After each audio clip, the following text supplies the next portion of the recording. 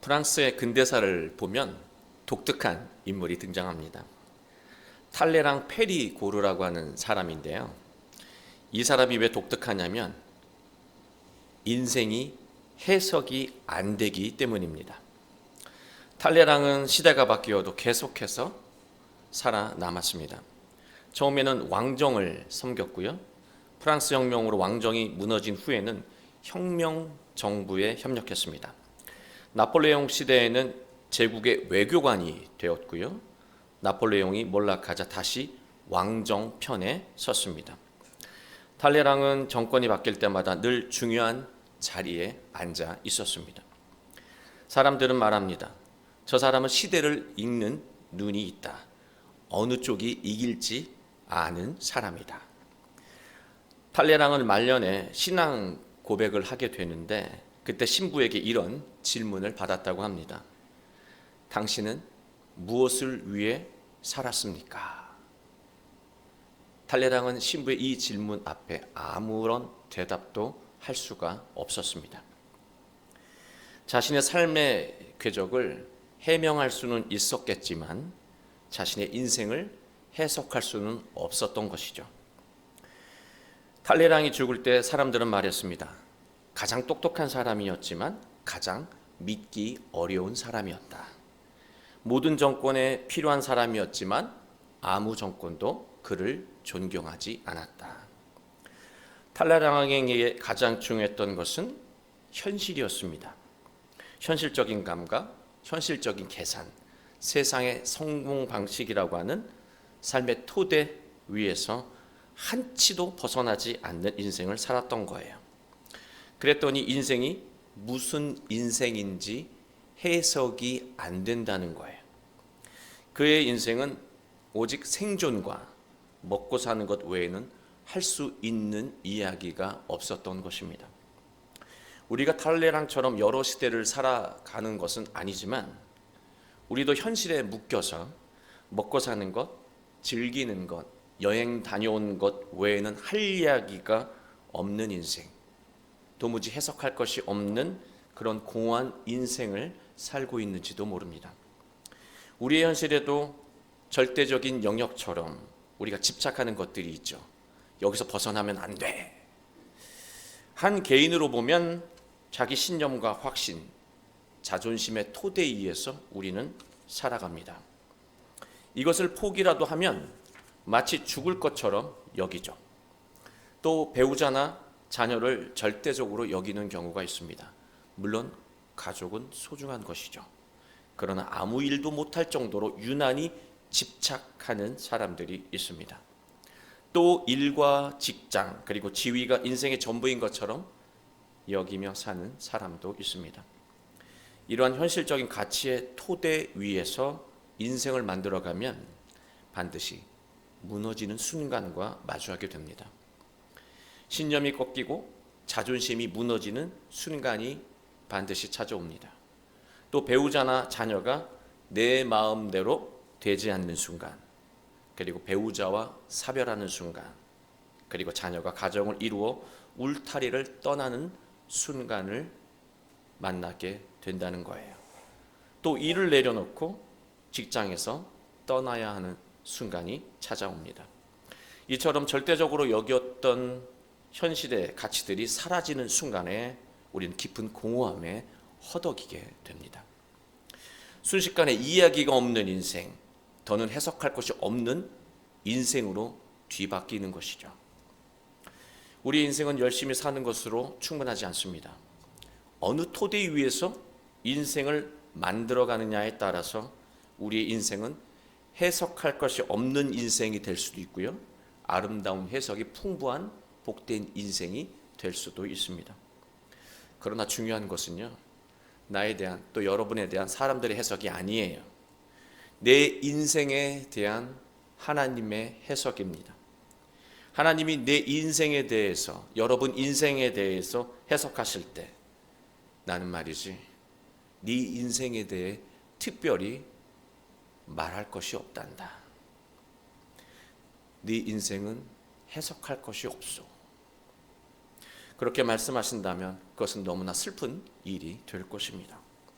우리에게는 아직 시간이 남아 있습니다. 지금부터 감동적인 이야기가 가득한, 아름다운 해석이 가득한 인생을 살 수 있다는 거예요. 오늘 말씀은 성실하게 살아왔지만 먹고 사는 것 외에는 해석할 것이 없는 공허한 인생을 살았던 사람에게 예수님이 찾아오면서 변화되는 삶의 이야기입니다. 우리 모두 오늘 말씀을 통해서 삶의 토대를 바꾸고 감동적인 이야기가 가득한 인생과 가정을 이루어 가시길 주님의 이름으로 축원합니다. 예수님은요, 중풍병자를 고치시고 이제 길을 가시다가 우연히 세관에 앉아있는, 세관청에 앉아있는 마태를 보셨습니다. 당시 세리라고 하는 직업은 가장 세속적인 전문직이었습니다. 세리는 사람들의 세금을 측정할 수 있는 권한이 있었어요. 세리는 징수한 세금의 일부를 로마에게 보내고 나면 나머지는 모두 자신이 취했습니다. 그래서 사람들은요, 앞에서는 세례를 무서워했지만 뒤에서는 고열을 쥐어짜는 매국노라고 비난했습니다. 그러나 뒤에서 뭐라고 하든 간에 세리는 안정된 삶이 보장된 사람이었습니다. 마태는 모든 가치를요, 돈으로 환산하며 살아가는 사람이었어요. 세리니까요. 모든 삶의 가치를 돈으로 환산하는 사람이었습니다. 마태의 인생을 해석한다면 시작도 돈이고 끝도 돈이라고 하는 거예요. 어쩌면 우리가 세리처럼 인생을 살고 있는지도 모르겠습니다. 예수님이 마태가 세관에 앉아 있는 것을 보셨다, 성경은 기록하고 있는데요, 이것을 정확하게 번역을 하면 마태가 세관 위에 앉아 있는 것을 보셨다는 말이에요. 예수님은 마태의 인생이 세금을 걷는 직장 위에 세워져 있음을 보셨다는 말이에요. 마태가 세리라는 직업과 돈에 매여서 사는 것과 또 사람들로부터 소외당하고 있는 것, 그리고 인생 속에서 고독과 공허함을 느끼고 있었음을 예수님은 꿰뚫어 보신 것입니다. 성경은 친절하게 설명하고 있지는 않지만요, 마태복음은 마태가 세관 위에 앉아 있다는 그 표현 하나로 모든 것을 설명하고 있는 거예요. 9절에서 예수님은 마태에게 말씀하십니다. 나를 따르라. 예수님은 마태에게 너의 현재의 삶에서 일어나라고 말씀하시는 거예요. 지금까지 절대적으로 여겨온 생각과 신념, 계획, 자존심의 자리에서 일어나라고 하는 거예요. 지금까지 절대적으로 여겨온 관계의 자리에서 일어나라고 말하고 있는 것입니다. 지금까지 목숨줄처럼 여겨온 일과 직장의 자리에서 일어나라고 말씀하고 계신 거예요. 우리는 예수님의 말씀을 오해하면 안 되는 것이 있습니다. 예수님이 가정과 직장을 버리고 신앙생활만 하라고 말씀하신 게 아니에요. 인생의 토대라고 여겨온 것들이 실제로는 토대가 아니라는 것에 말씀에 초점이 있는 것입니다. 실제로 인생을 지탱하는 토대는 예수님이라고, 또 예수님을 따르는 믿음이라고 마태에게 말씀하고 있는 거예요. 따르라고 하는 이 동사는요, 동행하자, 함께 하자는 뜻이에요. 네 삶의 자리에서 벗어나 나와 함께 동행하자. 그 말은 나를 통해서 다시 인생을 세워가라고 하는 말씀이었던 거예요. 숲 전체를 보기 위해선 어떻게 해야 합니까? 숲에서 나와야 돼요. 인생의 전체의 의미를 보기 위해서는요, 내가 집착하고 있는 생각과 판단과 자존심의 자리에서 벗어나 인생을 다시 봐야 돼요. 그래야 인생의 가치를 정확하게 볼 수가 있습니다. 가족이나 사람과의 관계도 마찬가지예요. 이 관계가 절대적인 것처럼 여기는 그 관계의 자리에서 벗어나서요, 예수님의 시선으로 나에게 허락하신 가족과 배우자와 자녀와 그리고 동료와 친구들, 그리고 교우들을 다시 볼 때 온전한 관계가 이루어진다는 것입니다. 또 일과 직장에 매몰된 상태에서 벗어나야 돼요. 그리고 은혜의 관점으로 일과 직장을 다시 봐야 합니다.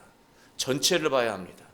그래야 그게 그 일과 직장이 나에게 어떤 의미인지를 정확하게 알 수 있는 것이죠. 그러면 우리는 삶의 자리에서 감동적인 이야기를 써내려 갈 수 있다는 거예요. 하나님이 해석할 그런 인생이 될 수 있다는 말씀입니다. 마태는 자리에서 일어나 따르며 인생의 토대를 예수님으로 바꿨습니다. 예수님을 바탕으로 인생을 설계했고요. 예수님의 가르침으로 말하고 행동하기 시작한 것을 의미합니다. 마태는 예수님과 제자들을 집으로 초대해서 음식을 대접했습니다. 예수님을 집으로 모셨다라고 하는 것은요, 마태의 삶이 변화되었음을 의미하는 것입니다. 이때요, 많은 세리와 마태의 동료들이 되겠죠. 많은 세리와 죄인들이 마태의 집에 몰려들어 함께 식사했습니다. 11절 말씀을 보시면 바리새인들이 보고 그의 제자들에게 이르되 어찌하여 너희 선생은 세리와 죄인들과 함께 잡수시느냐. 바리새인들은 예수님을 비판했습니다. 죄인들과 어울리면 안 된다는 유대의 정결법에 따른 행동이었습니다.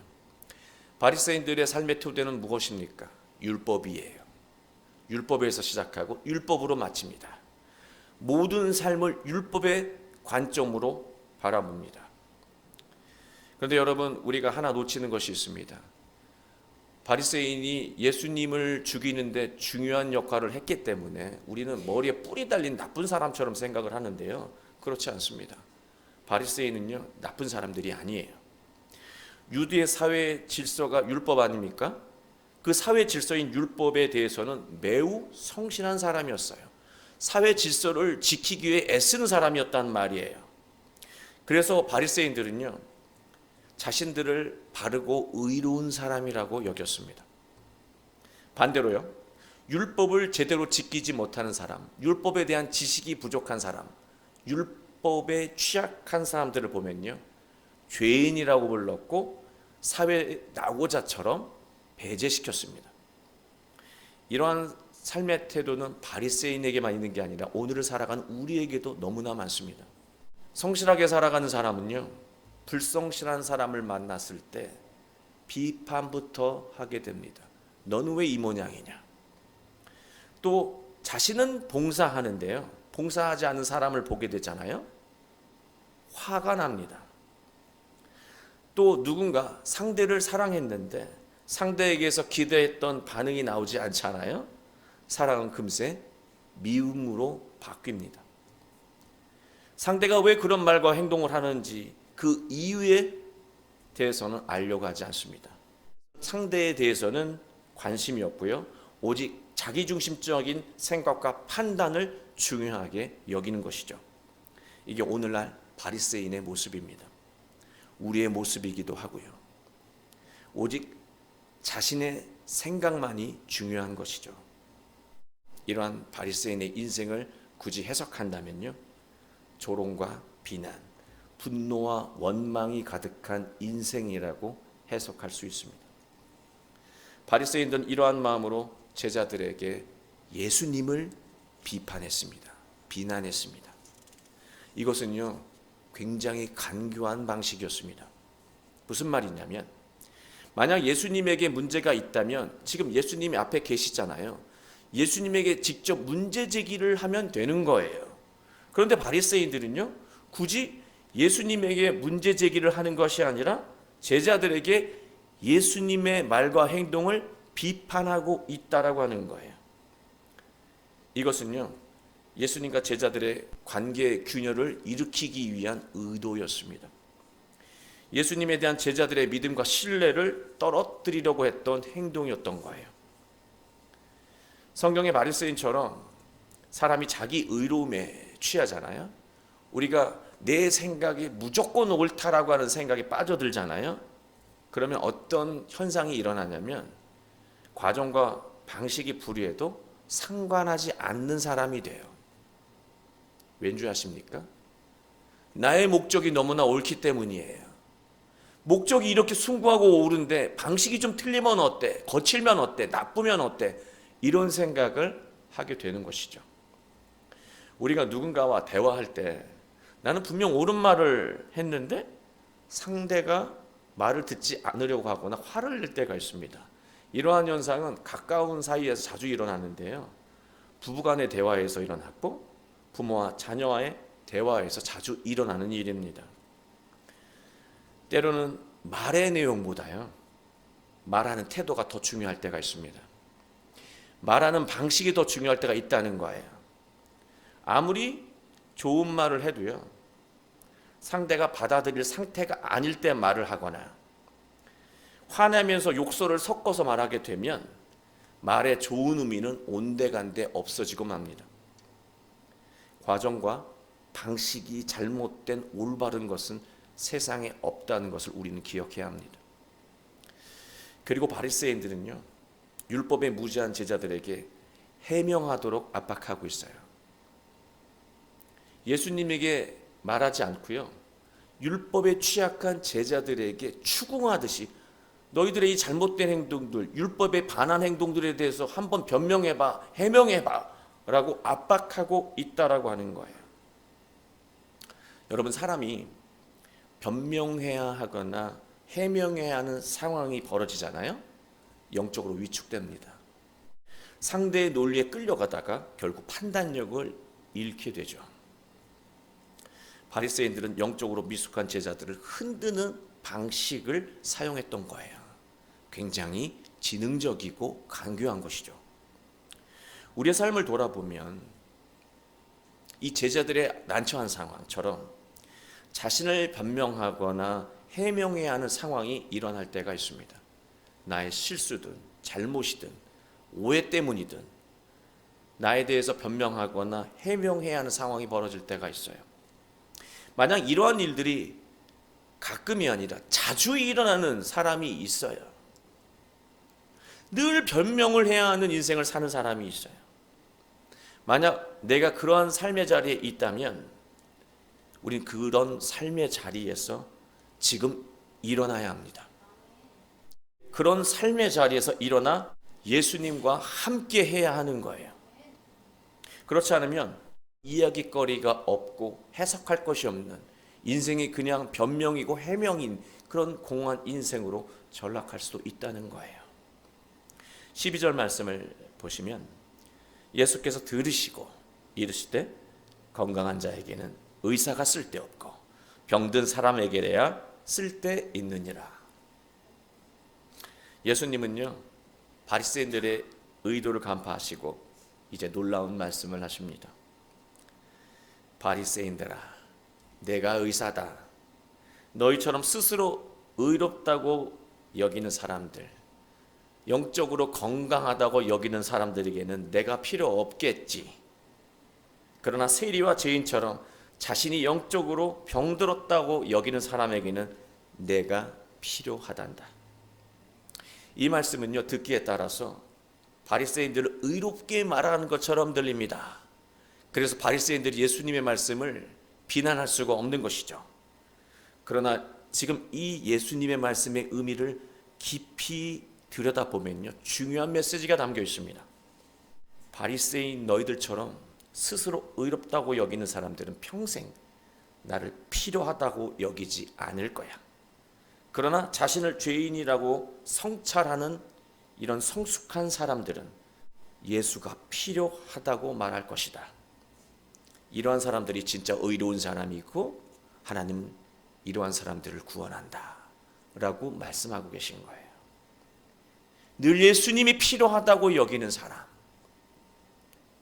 예수님 앞에서 결핍을 느끼는 사람, 한계를 느끼는 사람, 이만하면 충분하다는 생각을 감히 예수님 앞에서 할 수 없는 사람, 진실한 사람, 자기 부족을 돌아보는 사람, 그래서 늘 예수님이 갈급한 사람, 그런 사람이 의로운 사람이고 그런 사람이 구원에 이른다고 말씀하신 거예요. 우리가 일상을 살면서 대부분 예수님과 무관하게 살 때가 있습니다. 바빠서이든 속상해서이든 경황이 없어든 예수님과 무관하게 살아갈 때가 있어요. 말씀을 묵상하지 않아도 예배를 이벤트처럼 가끔씩 드려도 삶에 큰 문제가 없다고 여기는 경우가 있습니다.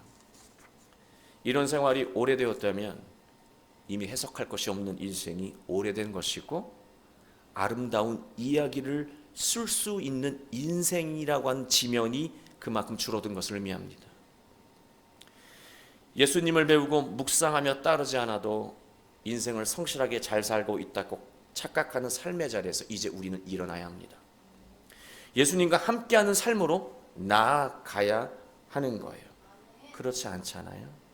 자신이 의롭기 때문에 굳이 더 뭔가를 할 필요가 없어요. 뭔가 숭고하고 의미 있는 일을 할 필요가 없어요. 이미 나는 충만하게 의롭게 살고 있기 때문이죠. 이런 삶의 태도의 기반 위에서 살아가는 사람은요, 좋은 배우자가 될 수 없고 좋은 부모가 될 수 없고 좋은 사람이 결코 될 수가 없습니다. 우리는 속히 예수님과 함께하는 삶, 예수님을 간절히 열망하고 소망하는 삶의 자리로 나아가야 한다는 것입니다. 마태처럼 말이죠. 13절 이제 예수님이 핵심을 말씀하십니다. 너희가 가서 내가 긍휼을 원하고 제자를 원하지 아니하노라 하신 뜻이 무엇인지 배우라. 나는 의인을 부르러 온 것이 아니요 죄인을 부르러 왔노라. 예수님은요, 바리새인들이 좋아하는 구약의 말씀 호세아서를 인용해서 말씀하고 있습니다. 하나님은 백성들에게요, 자비의 마음으로 사는 것을 원하시지 제물만을 바치는 제사를 원하지 않는다고 말씀하고 있어요. 이것을 오늘날로 말하면 하나님은 우리가 상대를 보고 판단하는 것보다 상대가 왜 그런 말을 하고 행동하는지 그 마음의 상태를 따뜻한 시선으로 바라보라고 말씀하시는 거예요. 눈에 보이는 대로 상대를 단죄하고 판단하고 비판하는 것이 아니라 그가 왜 그런 말을 할 수밖에 없는지, 그가 왜 저 상황에서 저런 행동을 할 수밖에 없는지 긍휼의 마음으로 바라보라고 하는 거예요. 사랑의 마음으로 대하라고 하는 것이죠. 내가 원하는 것은 그러는 거야 라고 하나님은 말씀하고 계신 거예요. 그런 토대 위에, 그런 사랑의 마음 토대 위에, 긍휼히 여기는 마음 토대 위에서 인생을 세워가라고 말씀하시는 거예요. 그리고 하나님이 나 그리고 여러분을 그런 긍휼히 여기시는 마음, 수없이 잘못해도 용서하시는 그런 긍휼히 여기시는 마음으로 사랑하신다는 것을 기억하라고 하는 거예요. 그 사랑을 기억한다면 감히 누군가를 보며 순간적으로 욕설을 하거나 단죄하는 말을 할 수 없게 된다는 것이죠. 그런 긍휼의 마음, 그 토대 위에서 인생을 살아가면 아름다운 이야기가 가득해진다는 거예요. 아름다운 관계의 이야기가 풍성해진다는 거예요. 하나님이 마지막 순간에 우리의 인생을 해석하실 때 네 인생은 나에게 기쁨이었다 라는 해석을 듣게 된다는 것이죠. 그러나 하나님 말씀하십니다. 재물만을 바치는 신앙생활, 이게 뭘 의미하냐면요, 하나님을 통해서 세상의 가치를 얻으려고 하는 기복신앙을 의미합니다. 세상의 권력을 얻으려고 하는 기복신앙, 하나님을 통해서 세상의 욕망을 얻고자 하는 그런 신앙을 말하는 거예요. 그런 신앙을 토대로 살아가게 되면 결국 그 인생은 해석할 것이 없는 인생, 이야기가 없는 공허한 인생이 된다고 예수님은 말씀하고 있는 것입니다. 예수님은 예수님을 찾을 수밖에 없는 영적인 상태를 유지하라고 하는 거예요. 어떻게 그렇게 할 수 있을까? 예수님 앞에 나아가면은요, 그렇게 돼요. 왠지 아십니까? 예수님 앞에서는 내가 부족한 것만 보이기 때문에 그래요. 그러나 우리가 예수님 앞으로 나아가지 않으면, 예수님의 말씀을 배우고 묵상하지 않으면 내가 부족한 것이 없어요. 내 말에 흠이 없어요. 내 행동에 결핍이 없어요. 그래서 나는 그 말과 행동으로 스스로를 함정에 빠뜨리기도 하고 관계를 망치기도 하죠. 그러나 예수님 앞으로 나아가면 내 말의 잘못됨과 내 말의 사랑이 없음과 내 행동의 어리석음을 보게 되는 거예요.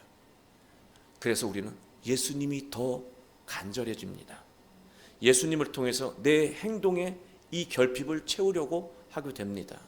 말을 사랑으로 바꾸게 되는 것이죠. 그래서 그 인생은 더욱더 빛나게 되는 것입니다. 사랑하는 교회 여러분, 제가 설교 앞부분에서 프랑스의 탈레랑이라고 하는 사람을 말씀드렸잖아요. 그는 여러 시대를 살면서 항상 중심에 있었다고 했죠. 그렇다고 그의 인생이 말년에 사형당하고 그런 건 아니에요. 잘 살았어요.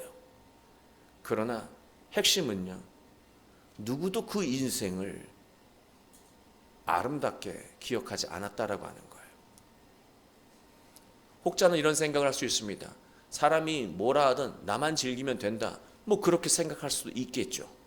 그러나 여러분, 사람은요, 죽음 앞에서 인생을 주마등처럼 보게 되어 있습니다.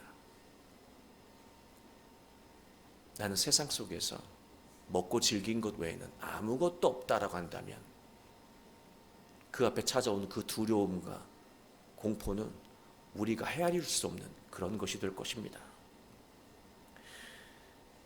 그러나 성경에는요, 탈레랑처럼 여러 나라들을 거치면서도 그 시대의 중심에서 빛나는 인생을 살았던 인물이 있어요. 그게 누구입니까? 다니엘입니다.